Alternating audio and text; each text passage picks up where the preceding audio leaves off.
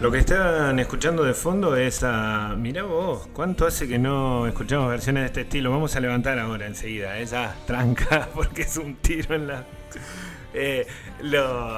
musicalmente es una mañana muy tranquila para los que están escuchando y esperan subir el ánimo con la música, pero ya cambia, ¿eh?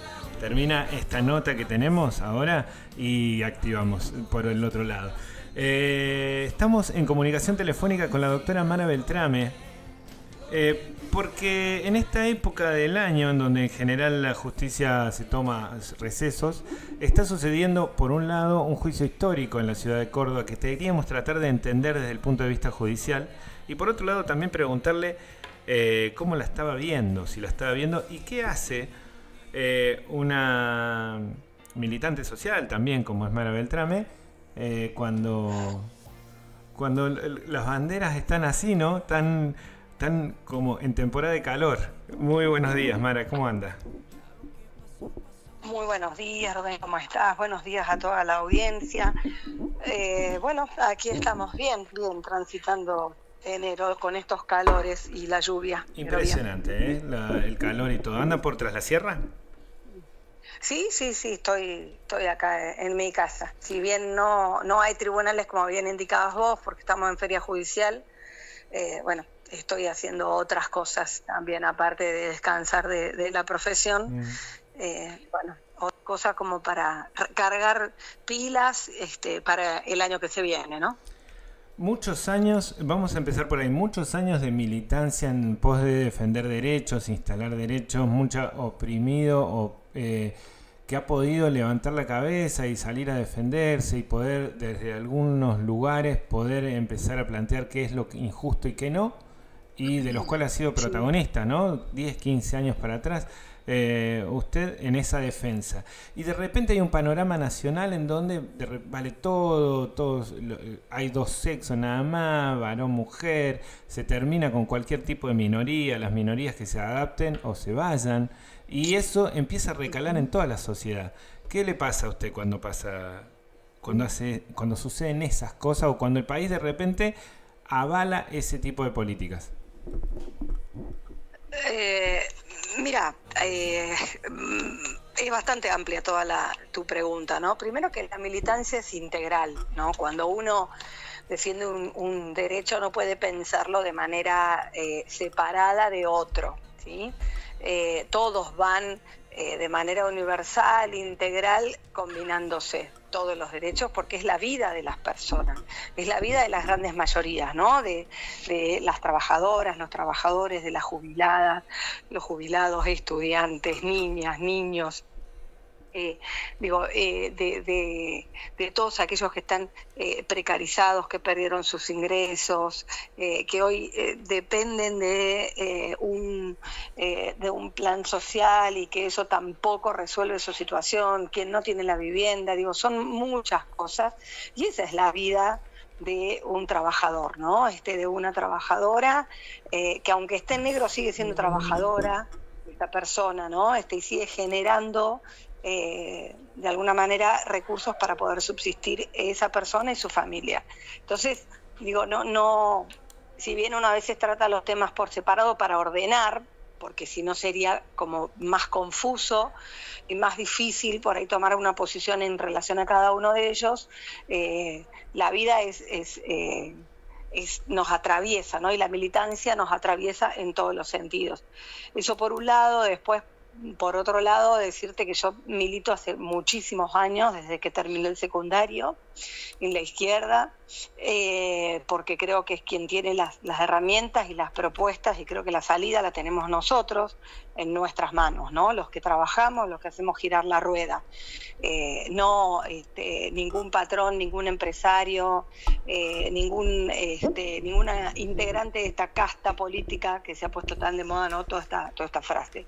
Creo que somos nosotros los que nos levantamos todas las mañanas y emprendemos nuestro trabajo y sacamos adelante nuestra familia.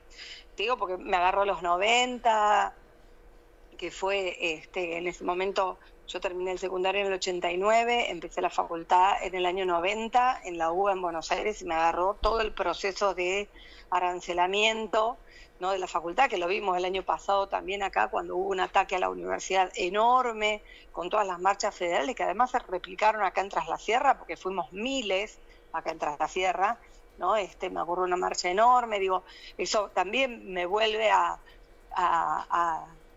remontar a todas esas experiencias, a sacar conclusiones, porque bueno, los que defendemos la universidad somos estas mismas familias que queremos avanzar, cumplir un sueño, un proyecto personal, ¿no? Que queremos elevar nuestras aspiraciones y bueno, que defendemos la universidad pública. Por eso digo, son muchas cosas, ¿no?, en la vida de las personas. Y ahí va atravesado, cuando vos me nombrabas recién, el género, toda la ESI por la que hemos peleado tanto. Yo ya para esa época yo ya era docente en ejercicio, ya estaba aquí en Córdoba, además de ejercer como abogada, ¿no?, en múltiples causas. Me acuerdo, no sé, en los 90, cientos de trabajadores que quedaban en la calle e ir a apoyar cada una de esas marchas, y desde mi profesión, que por eso la elegí, ¿no?, va al servicio, todas estas leyes para ricos y toda esta justicia para ricos va al servicio de los sectores populares y de las grandes mayorías y de los trabajadores, ¿no? O sea, es así, o sea, yo tengo una posición muy tomada en relación no solo a la docencia, sino muy tomada en relación al ejercicio de la profesión. Entonces, e incluso te sumo ahora que venimos con el tema del ataque del negacionismo y el ataque a la memoria, la verdad y la justicia también, ¿no? O sea, tengo muy claro para qué estudié Derecho y por qué esa militancia. Digo, para contestártelo de manera integral. Sí, no por es que eso se separa una cosa de la otra. Y te lo preguntaba también porque quería después avanzar sobre qué implicancias puede tener en Tras la Sierra. Cada vez que hay un hecho así como conmovedor, en donde sucede un caso que un segmento de la sociedad lo considera injusto, en general hay cierta alineación, ¿no? Pasó lo de Constanza el año pasado. En general pasan algunos hechos en donde como que se abroquela cierto sector de la sociedad más vinculado a la solidaridad, a cuidarnos entre nosotros, etcétera. ¿Pensás que van a repetirse este tipo de hechos así como el que pasó el año pasado de Constanza, que este contexto puede generar que se multipliquen acciones en donde vuelva la violencia de género, vuelvan estos lugares en donde se puede naturalizar el caso? Te lo preguntara también por una mirada más histórica, ¿no? Si vos veías este proceso similar al de los 90, en donde vamos perdiendo conciencia de dónde estamos parados, a dónde vamos, si este es el primer mundo, si el tercero, si es fracaso individual o son fracasos colectivos, sin organización.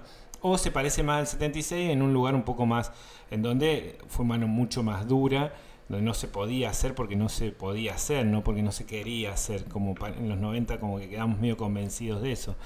En ese punto ¿a qué notás que se parece más este proceso y si ese proceso puede traer implicancias locales?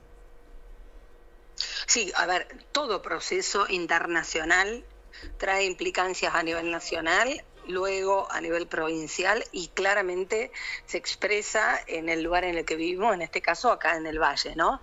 O sea, no podemos pensar ninguna situación que da escindida de otra, más allá de que nos quieran hacer creer que Tras la Sierra algunas veces es un valle con un mundo aparte. No, se replica, o sea, si hay desempleo se replica aquí, si hay pobrezas en el mundo se replica en la Argentina y se replica también a nivel local, ¿no? La pérdida de los puestos de trabajo, la pérdida del poder adquisitivo del salario, el desplome del consumo, que es terrible, ¿no? A niveles históricos, lo estaba revisando estos días, y el consumo ha caído a niveles del 2002. Mirá lo que te estoy diciendo, ¿no? Si leemos los índices que se han ido publicando históricamente. Entonces, también pasa en Tras la Sierra, y lo vemos, ¿no? Por eso digo, eso replica. Vos me preguntabas en relación a si hay alguna conexión, digamos, o cómo veo la situación, si en relación al 76 o a los 90. Bueno, a ver, esto no es una dictadura, eso lo tenemos que tener claro, ¿está bien? Digamos, fue un gobierno elegido por el voto popular, ¿sí? Ahora, lo que sí es un gobierno completamente, digamos, de derecha, alineado con las derechas internacionales, ¿no? Lo vimos ayer con Milei, cuando o sea, él viaja para la asunción de Trump. Milei claramente se alinea con Trump, ¿no? Bueno, eso significa, por ejemplo, una alineación como la que hubo en los 90, donde también Menem asume, recordemos, ¿no?, por el peronismo, con un síganme que no los voy a defraudar, con la revolución productiva, ¿no? Los que hemos, por ahí los más viejos, que recordamos esos eslogan de campaña. Bueno, después lo que vino fue el achicamiento del Estado, la desregulación del mercado, y la privatización de todas las empresas que eran del Estado, ¿no? Luz, gas, empresas de transporte como aerolíneas, trenes, en términos de centrales hidroeléctricas. En términos de justicia, ¿cómo afectó? ¿Qué cambió a nivel histórico de lo que vos sabés o no? En términos de la estructura judiciales, ¿no? Siempre hablamos de la familia judicial, de los roles de los fiscales acá en Tras la Sierra, que son poquitos, sobre abundancia de casos. A nivel época, ¿fue similar lo que pasó en ese momento? ¿Se achicó? ¿Hubo algún tipo de cambio que uno pueda esperar vuelva a suceder?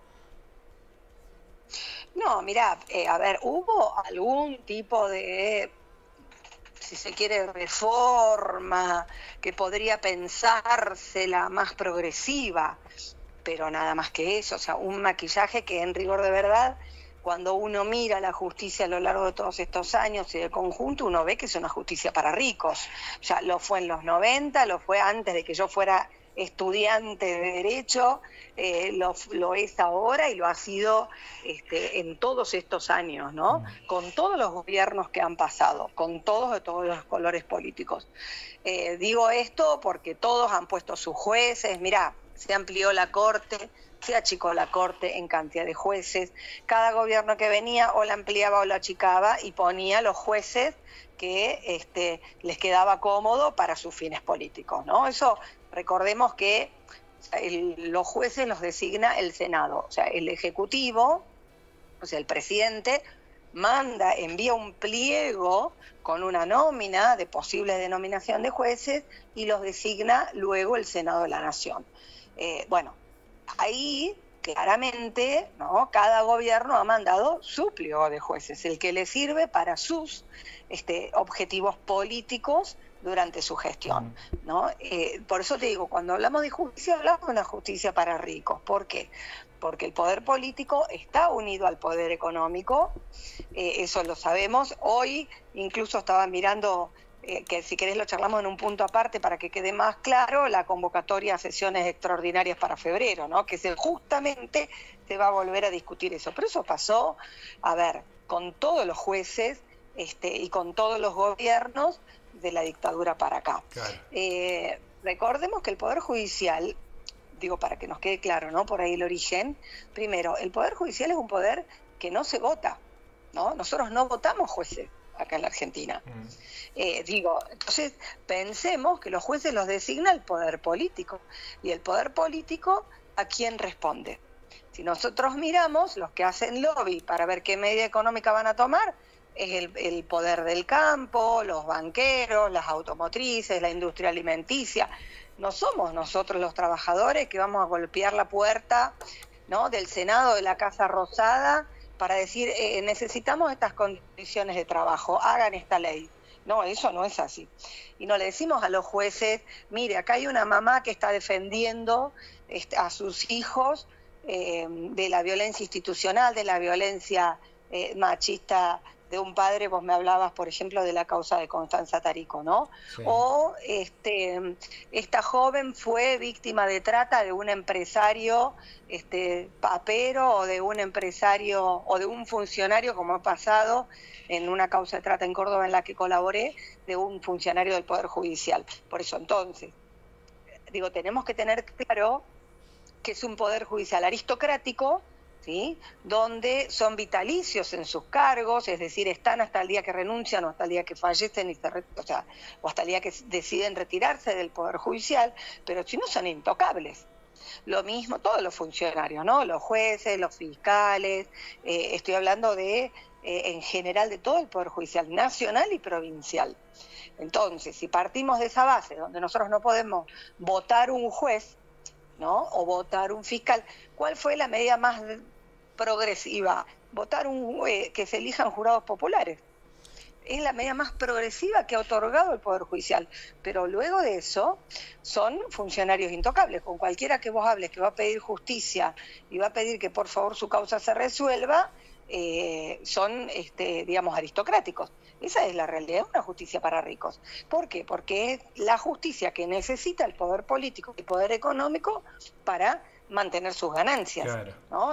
Para que no pagar retenciones y tener más dólares y poder fugárselos al extranjero. O sea, digo, a paraísos fiscales. Así funciona la justicia, funcionó, y en este régimen capitalista seguirá funcionando de esta manera. Y en el ámbito, te traigo de vuelta para el ámbito local, porque notamos que todo el año pasado se habla de la justicia. La sensación cuando te escucho por un lado es, bueno, no se puede hacer nada. Y por otro lado decir, bueno, los que pueden hacer algo lo pueden proponer, vociferar, y aparentemente tampoco se puede hacer nada. Pero también es cierto que durante todo el año pasado se habló mucho del rol de la justicia en Tras la Sierra y de la estructura que tenía o no tenía Tras la Sierra. ¿Ahí se puede hacer algo? Bueno, primero sí que se puede hacer. Sí que se puede hacer, y mientras vos me decías se me vienen varios ejemplos. Primero. Segundo, te contesto lo local si querés. Ejemplos de que se puede hacer. De que se puede hacer, claramente, claro que sí. Mira, primero, yo llevo, por ejemplo, hay una causa, Nadia, no sé si la has escuchado nombrar. Esta causa Nadia es una jovencita que fallece en abril del 2021, y la causa primero es una averiguación de causales de muerte y luego se caratula como suicidio. Y había que cerrarla porque era una jovencita muy triste, no tenía ganas de vivir y decidió quitarse la vida. Bueno, eso claro, no fue así. Yo soy abogada de esa familia y ahí, por eso te digo, ¿qué se puede hacer? ¿Cómo revertimos eso? ¿Con esperanza en la justicia? No.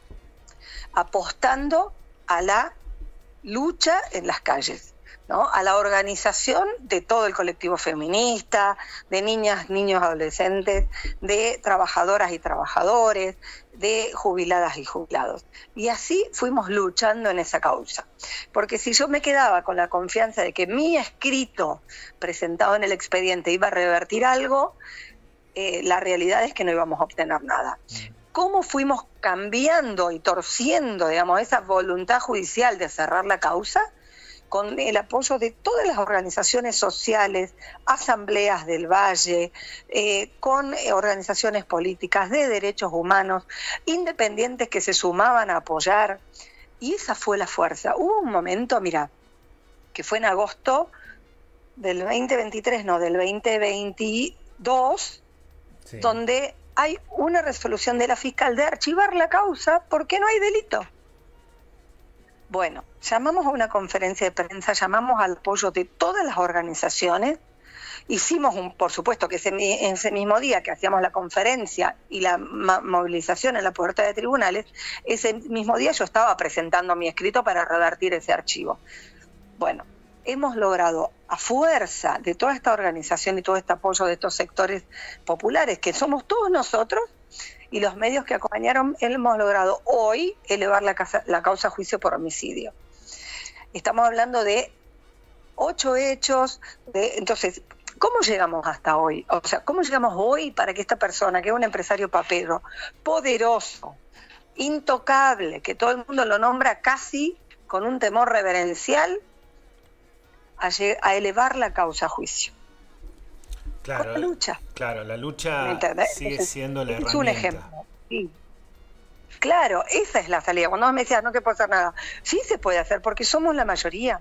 Porque si unimos toda esa fuerza en las calles, es una fuerza imparable. En el caso de Constanza, lo mismo, peleamos muchísimo. Y recordá que la jueza ordenó a los 2 niños trasladarlos a Alemania. Bueno, en relación a la niña, donde había una vulneración terrible de parte del Poder Judicial, que es sustraerle su identidad, ¿no? Estamos hablando, mirá de lo que hablamos, cuando yo te decía recién, memoria, verdad y justicia, cuando hablamos del nunca más, ayer que contra este negacionismo recuperamos una nieta más, la 139, recupera su identidad, hablando de una niña, democracia, tras la sierra, un juzgado donde jueza mujer, ¿no? Porque una vez se piensa, no, pero es mujer. No, mujer, y ordena, ¿no? O sea, en ese momento, que por eso peleamos tanto, una niña que no solo le está diciendo me quiero quedar acá, sino que una niña que además se le estaba sustrayendo su propia identidad. Entonces, digo, ¿y por qué pudo quedarse en la Argentina con su mamá? Porque esa mamá, si luchaba sola en defensa de sus hijos, iba a terminar criminalizada, que de hecho estamos todas las abogadas ahora con presentaciones en Alemania, con presentaciones acá en la justicia, porque hay que defender a esa mamá, hay que seguir peleando por su hermano que está en Alemania. Ahora, ¿cómo lo vamos a conseguir? Nada más que con organización, nada más que con la solidaridad de todas aquellas personas que dicen, esto no puede suceder porque, a ver, tenemos que discutir, digamos, a veces contra sentidos, contra leyes o contra posiciones que no van de la mano de la vida de las personas, de la realidad, ¿no? Bueno, ahí tenés otro ejemplo de, a veces uno por ahí espera, ¿no? Una victoria enorme. No, la lucha es así, o sea, tenemos avances, tenemos retrocesos, pero hay que continuar, ¿no? Porque no es solo esta mamá. Yo recién te nombré otro caso de otra mamá, te puedo nombrar otra mamá terrible que hace, de una persona también muy conocida acá en el Valle, que hace muchos años, no solo sus hijos dañados, sino que esta mamá también, mucha violencia sufrida y que recién lo vemos, que se cite a juicio, ¿no? Que se eleve a juicio una causa de una persona también muy conocida en el Valle. Entonces, esa fuerza de acompañar, de solidarizarse, por eso te digo, sí se puede. No es que, y esto mismo que pasa en Tras la Sierra es la misma justicia de la que yo te hablaba en la provincia o en la nación, es una justicia que es por y para ricos a medida, digamos, del poder político y del poder económico. Estamos patriarcal, ¿no? Por supuesto, machista. Estamos hablando con Mara Beltrame. Para ir cerrando, Mara, ¿qué representación política tiene eso? Vos mencionabas de que participás desde hace muchos años en la izquierda. Para este año se prevé una representación política. ¿Hay algunas conversaciones? ¿Hay alguna participación que va a haber en estas elecciones legislativas del 2025? Mira, eso todavía no te lo puedo contestar porque está por verse. Porque bueno, recién empezamos, o sea, muchos estamos en este momento tomándonos, como te decía, o sea, un descanso para poder cargar pilas, eso primero, ¿no? Y serán discusiones dentro del Frente de Izquierda, recordá que son 4 partidos y recordá que nosotros rotamos en las bancas, es decir, los 4 partidos participamos, acá no hay alguien que diga vos vas o no vas, esta es una discusión interna democrática, como todo partido de trabajadoras y trabajadores. Ahora, te lo contestaré más adelante. Lo que sí me parece urgente, ya que vos me llevás a un escenario electoral, si me permitís, voy a tratar de ser breve. Milei firmó un decreto convocando a sesiones extraordinarias al Congreso de la Nación para el 20 y 21 de febrero.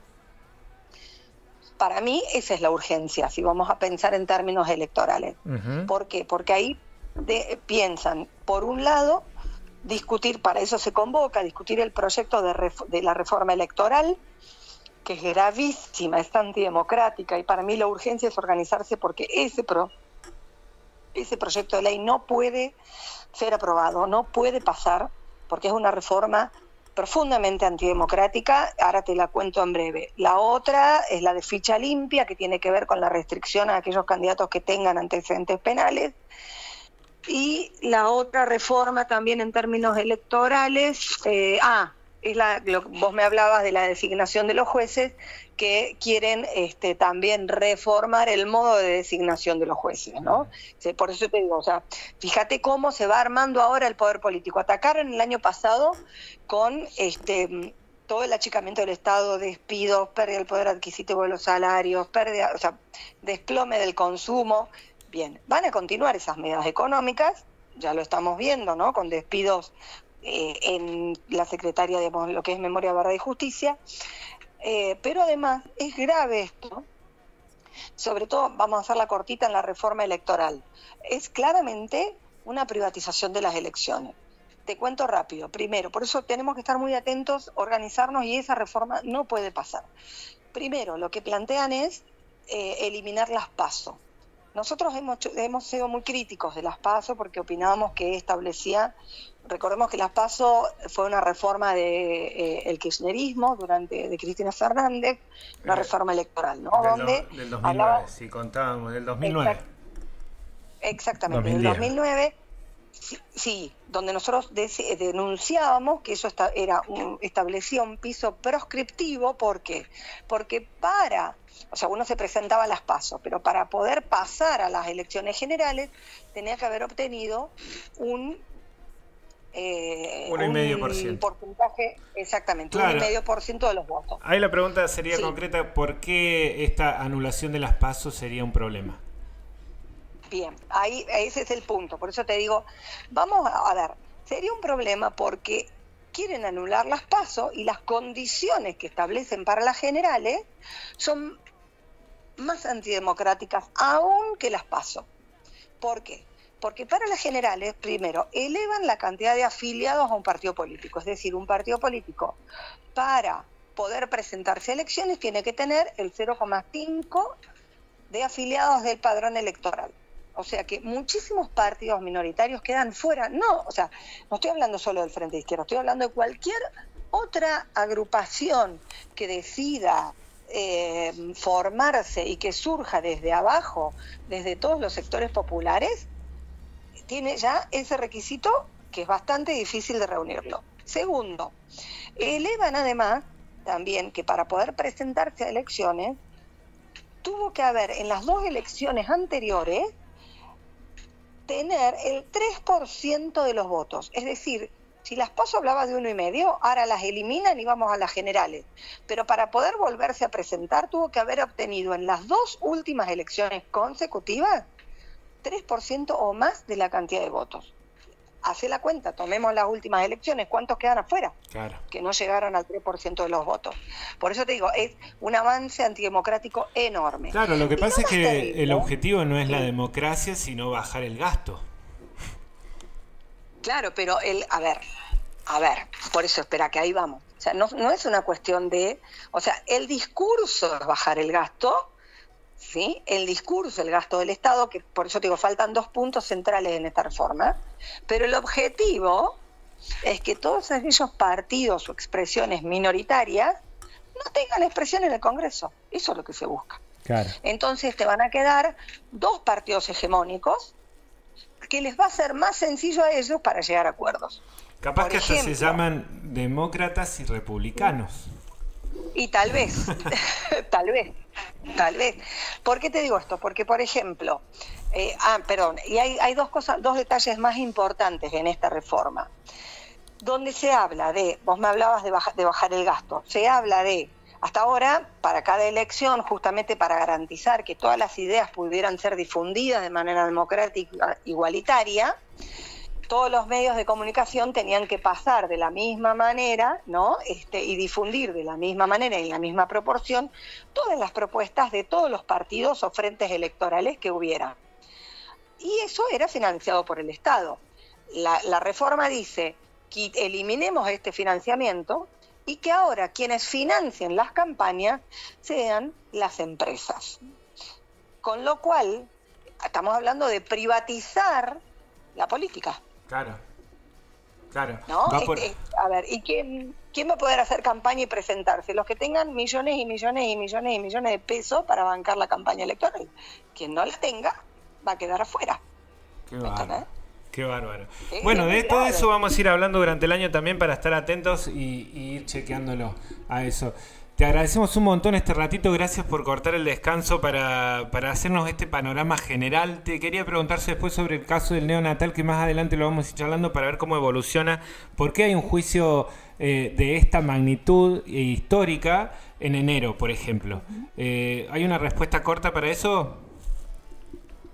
Una respuesta corta. Mira, es rarísimo y es histórico, pero para mí no sé cómo se va a terminar este juicio, pero lo que sí me quedé mucho pensando es en qué condiciones trabaja el personal de salud en el neonatal, que eso no se habla, primero. ¿No? Para garantizarle a los trabajadores del neonatal, a las familias que van al neonatal y a niños o niñas adolescentes que nacen en el neonatal, ¿no? Estamos hablando de la salud pública, claro, que entra dentro de este recorte de Milei. Entonces, me parece, eso por un lado, que hay que valorar, o sea, más allá de la situación terrible de estas familias, terrible de estas mamás y de estos bebés, que fallecieron y de cómo lo resuelva la justicia, a mí me lleva a pensar si esto no podría haberse evitado. Y si esto se podría haber evitado, tenemos que pensar en las condiciones de trabajo, en el presupuesto de salud, y tenemos que pensar en cómo vamos a defender una educación pública, salud pública que viene siendo tan atacada de parte del gobierno nacional y del provincial, porque acá en Tras la Sierra los trabajadores de salud han salido a pelear, han salido a marchar, y yo como docente y los docentes los hemos acompañado, ¿no? Digo, es una reflexión más allá del juicio en sí, que hay un tribunal y veremos cómo se resuelve. ¿Y por qué en enero? Porque justamente es marcar una línea, marcar una cancha de decir, a ver, a ningún empresario lo enjuician en enero, a ningún empresario lo llevan a juicio, ¿no? En cambio a los trabajadores hay que caerles con todo el peso encima, ¿no? Y si hace falta enero, lo hacemos en enero para que quede bien claro a toda la sociedad donde recae el peso de la justicia. Vuelvo al principio, es una justicia para ricos. Y no valoramos en nada cuál es la situación de la salud pública, que para mí es donde hay que, más allá de la situación de este juicio puntual y cómo se resuelva, a mí me parece que hay que pelear por esta salud pública, por el presupuesto. No me quiero extender más, pero bueno, Milei acaba de, no quiere discutir el presupuesto 2025 y replica el presupuesto 2023, ¿no? O sea, digo, eso va a ser un ataque enorme este año para la salud. Bueno, eso se replica en capacitación, en condiciones de trabajo, en insumos que necesita la salud, en los hospitales, ¿no? Para poder atender a los sectores populares que son los que vamos a la salud pública. Es claro. Más, cuando tenés un accidente, ¿quién llega primero? El médico del hospital.